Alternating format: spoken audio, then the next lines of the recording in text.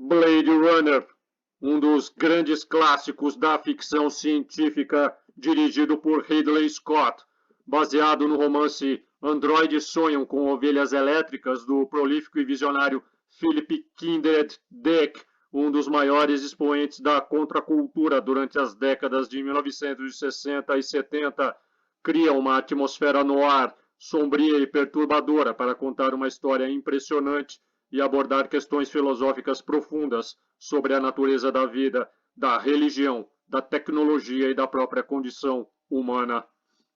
Como em suas outras obras, Dick questiona a realidade.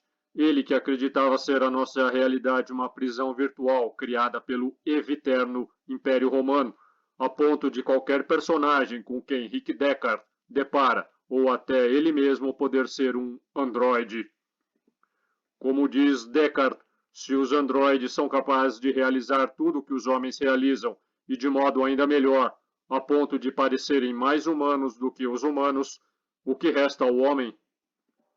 Desde sua estreia em 1982, nossa realidade parece cada vez mais moldada à imagem e semelhança de Blade Runner, e as questões que levanta nunca pareceram tão atuais. As drogas consumidas pelo norte-americano Philip Dick desencadearam-lhe visões religiosas e colapsos nervosos. Os 35 romances e os 6 livros de contos que escreveu, repletos de ambiguidades, paradoxos e personagens atormentados, subverteram as regras da ficção científica moderna, renovando-a. Dick antecipou um novo filão, o cyberpunk, que surgiria no início dos anos 80. No lugar de impérios alienígenas e monstros horripilantes, o que vemos agora é um futuro plausível, em que multinacionais mastodônticas e tentaculares controlam a humanidade. Em plena onda mística, naturalista e anticonsumista hippie de 1968, Dick lançou Sonham os Androides com Carneiros Elétricos, que seria filmado em 1982 com o título de Blade Runner, traduzido no Brasil como O Caçador de Androides, mas que literalmente significa o que corre ao fio de uma navalha, pelo diretor britânico Ridley Scott. São enormes as discrepâncias entre o livro de Dick e o roteiro de Hampton Fancher e David Webb People, do filme de Scott. No livro, a história se passa em 1992. No filme, em 2019, época em que a Terra já havia sido devastada por uma guerra nuclear. O maior símbolo de status nesse mundo pós-apocalíptico é possuir um animal vivo. Deckard possuirá um carneiro que morrera de tétano e tenta substituí-lo por uma cópia mecânica. Ele caça os replicantes com o intuito de receber a recompensa e comprar um animal de verdade. No dia 25 de junho de 1982, Blade Runner era lançado em 1.290 cinemas nos Estados Unidos. Essa data foi escolhida pelo produtor Alan Ladd Jr. porque seus filmes anteriores de maior bilheteria, Star Wars e Alien, tiveram uma data de estreia semelhante em 1977 e 79, fazendo do dia 25 do mês seu dia de sorte. Blade Runner, no entanto, que até começou bem, arrecadando em seu fim de semana de estreia 6,1 milhões de dólares, acabou eclipsado por outros grandes lançamentos de ficção científica, principalmente por E.T., o extraterrestre, que havia estreado um mês antes, batendo todos os recordes. Antecipatório de nosso distópico presente, Blade Runner combinava a estética dos filmes noir dos anos 40, os efeitos computadorizados dos anos 80 e os padrões emergentes das culturas yuppie, new wave e cyberpunk. Da moda à publicidade, das novelas ao cinema, o que se viu foi uma orgia de outdoors luminosos, letreiros de neon, manequins, ventiladores, persianas, chuvas, iluminação indireta e microcomputadores. Blade Runner tornou-se um cult, contribuindo até mesmo para definir essa expressão. A música de Vangelis compunha perfeitamente o clima. A inspiração para os cenários e a estética deriva de Metrópolis, o primeiro filme crítico e questionador de ficção científica, dirigido pelo alemão Fritz Lang, uma antecipação distópica da sociedade industrial sob controle totalitário. O filme de 1927 passou à cinematografia como um representante legítimo do expressionismo alemão e um clássico do cinema fantástico mundial. A engenhosa ambiguidade do filme fez com que os nazistas o interpretassem à sua conveniência, tanto que Hitler até convocou seu diretor para traçar as linhas gerais do cinema nazista. Lang, porém, preferiu o exílio e, com boa parte de seus colegas, instalou-se nos Estados Unidos, país que acabaria por incorporar os filmes de ficção científica quase como um gênero tipicamente nacional. Entre as antecipações de Blade Runner está o videofone, entre muitas outras previsões futurísticas acertadas de Blade Runner. Projetados à imagem e semelhança dos humanos, mas com um prazo de vida de apenas 4 anos, os replicantes da fase Nexus adquirem a capacidade de desenvolver emoções próprias: amor, ódio, medo, inveja, dor, angústia e ansiedade, superando em força e agilidade, mas iguais em inteligência aos engenheiros que os projetaram, são enviados para trabalharem como escravos em colônias espaciais. Um deles se rebela, extermina a população de uma nave e volta à Terra. O futuro se traduz na decrepitude física dos homens e no colapso da urbe, dissolvida por uma incessante chuva ácida. Longe de um futuro limpo e ordenado, o que vemos são megalópolis sujas, superpoluídas, sombrias e superpovoadas por uma mixórdia de tribos e etnias. Spinners voadores e moradias decentes no topo dos edifícios são privilégio de uma elite. Os executivos da Warner Bros. Haviam mutilado o filme que originalmente possuía 20 minutos a mais e um final diferente. Em 1991, um estudante de cinema descobriu nos arquivos da produtora uma cópia que pensou ser a original. Tratava-se, na verdade, de um estágio intermediário entre a versão original e a comercial de 1982. Em 1993, os cultuadores de Blade Runner vibraram com a nova versão remontada por Scott. Entre as alterações, a principal foi a inclusão, na cena em que Deckard cochila ao piano, das imagens de um unicórnio correndo em um bosque.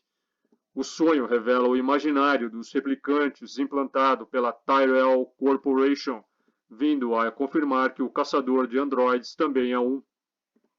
O que era pós-moderno virou retroadaptável à era da realidade virtual e do simulacro. O filme ficou mais dark, explícito, arrastado, escuro e épico, sem a narração em off, que equiparava Deckard a uma espécie de Philip Marlowe do futuro. A morte do líder dos replicantes ficou ainda mais wagneriana. Roy Batty é um cruzamento de Prometeu, Siegfried, Fausto e Dorian Gray. Mata seu criador, Tyrell, porque este não lhe concede um tempo de vida maior.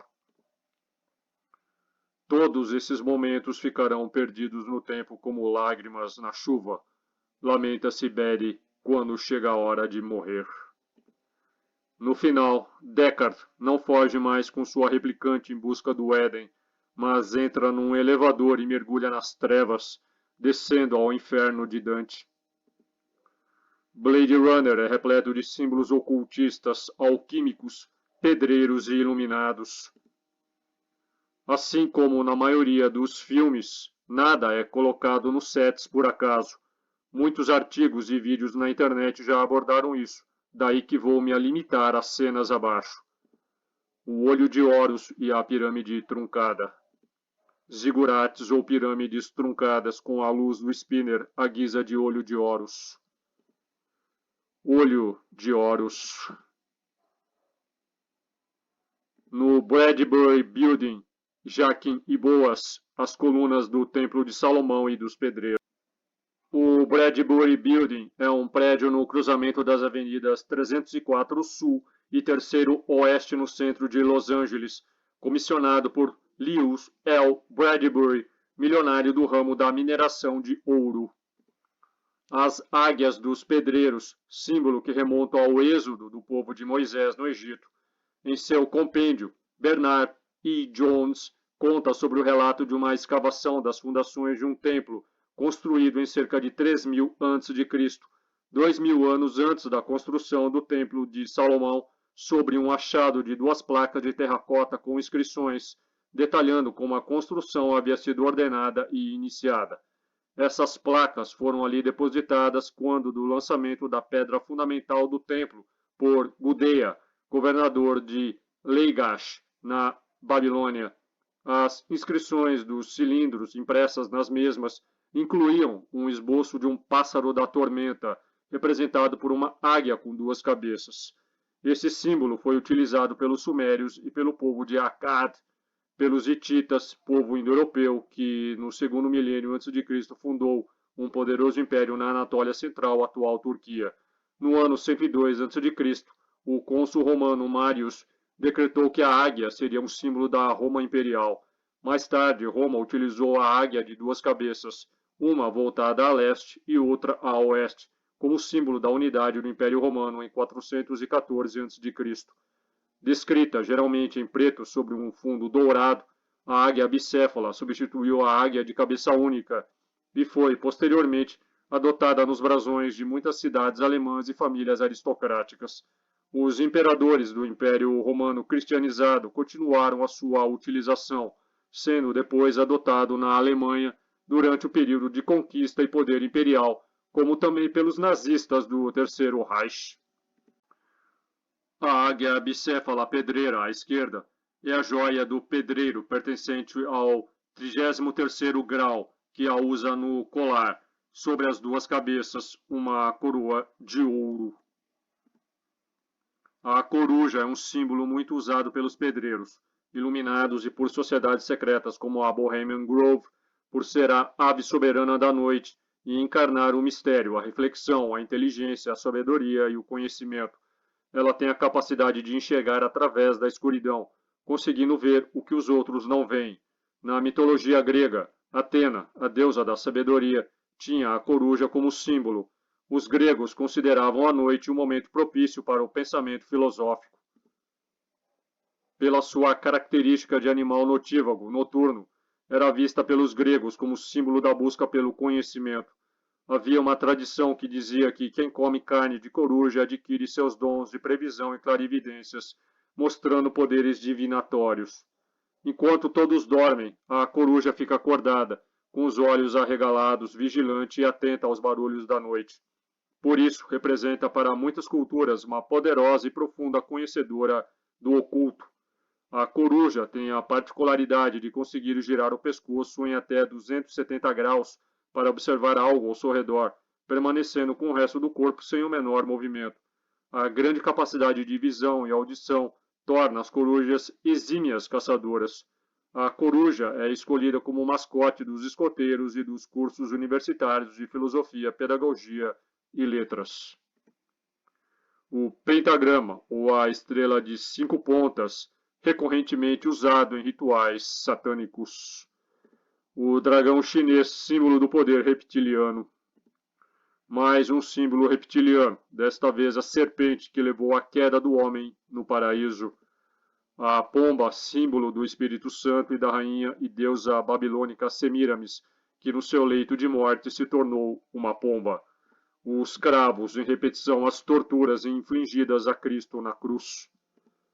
Quanto à origem em Blade Runner, na cena inicial em que Harrison Ford está lendo o jornal diante de uma vitrine em um Shotengai, aparece uma série de kanjis atrás dele, e um dos kanjis, o que se destaca o maior de todos, é a palavra origem, ou seja, justamente o que os replicantes buscavam, descobrir a sua própria origem, que eram seus criadores e quanto tempo ainda lhes restavam. E não é também o que nós buscamos?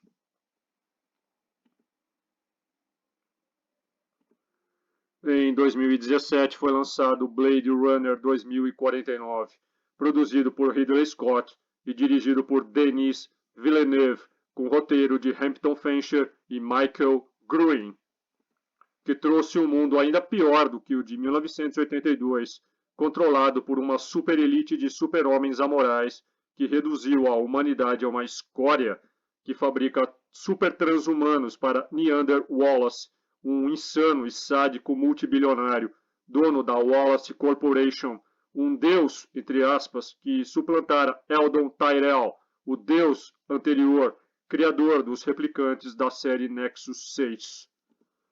Se o primeiro filme foi um preâmbulo de tudo o mais que o mundo se tornaria, este é um vaticínio, uma constatação irrevogável de que o mundo está se tornando sob as bênçãos do olho de Horus, que tudo vê e do qual nada escapa, da matriz controladora da ignorância e da cumplicidade abençoadas.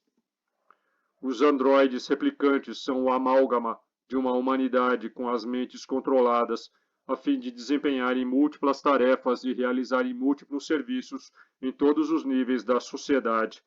Podemos dizer que, de certa forma, todos nós somos androides pré-programados, máquinas que, ao se desgastarem e quebrarem, são simplesmente substituídas por outras, de uma geração bem melhor e mais sofisticada e, ao mesmo tempo, mais organicamente integrada. Do deus ex-videogame, da franquia fast food, aos direitos civis, entre aspas, incluir-se é o mesmo que se ajustar a um sistema ecológico e politicamente correto. E Kay é justamente o novo modelo de replicante, inteiramente conformado com sua função e que apenas obedece ordens, um títere que caça e aposenta antigos modelos rebeldes que ainda estão à solta. Sua vida pessoal se resume em trabalhar como Blade Runner para o Departamento de Polícia de Los Angeles e conversar com a esposa virtual Joy, um produto fabricado pela Wallace Corporation em demanda à carência de afeto e sexo. Kay seria uma referência a Joseph Kay, o protagonista enredado nas burocracias de O Processo de Franz Kafka, e Joy, uma corruptela de joy, ou seja, prazer, júbilo, diversão. O grande contentamento de Kay, que ama verdadeiramente Joy, uma projeção holográfica senciente com inteligência artificial, é encontrá-la sempre que chega em seu apartamento. Com o bônus que recebe após aposentar, entre aspas, o replicante Sapper Morton em uma fazenda de proteína, Kay compra um emanador, um aparelho portátil que permite a Joy aparecer em qualquer lugar e não ficar restrita ao apartamento. O primeiro lugar que ela vai é ao terraço do prédio, onde se rejubila ao sentir, entre aspas, as gotas da chuva escorrendo sobre seu corpo.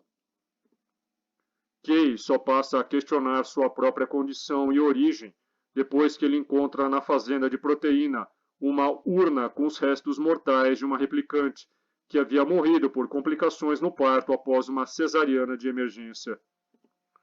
A gravidez da replicante, algo tido como impossível, deixa Kay perturbado, temendo que a possibilidade de engravidar dos replicantes desencadeasse uma guerra civil. A superior de Kay, a tenente Joshi, lhe dá ordens para destruir todas as evidências e aposentar a filha da replicante. Em uma visita à sede da empresa de Neander Wallace, Kay descobre que os restos mortais são de Rachel, uma replicante experimental que havia tido um romance com o Blade Runner e igualmente replicante Rick Deckard no primeiro filme. Wallace, por sua vez, ordena que a replicante Love roube os restos mortais de Rachel e siga Kay. Desconfiado de que seria um dos filhos de Rachel, já que ela havia tido gêmeos, e a recorrente memória de infância artificialmente implantada de um singelo cavalinho de madeira, com uma data de nascimento talhada a lhe sugerir isso, o transtornado Kay falha no teste psicológico para replicantes e é afastado por Joshi, que lhe dá 48 horas para desaparecer antes de ser caçado. A propósito, a data marcada no cavalinho, 6.10.21, refere-se a 10 de junho ou 6 de outubro de 2021, mas provavelmente 10 de junho, pois corresponderia ao signo astrológico de Gêmeos, os Gêmeos de Rachel.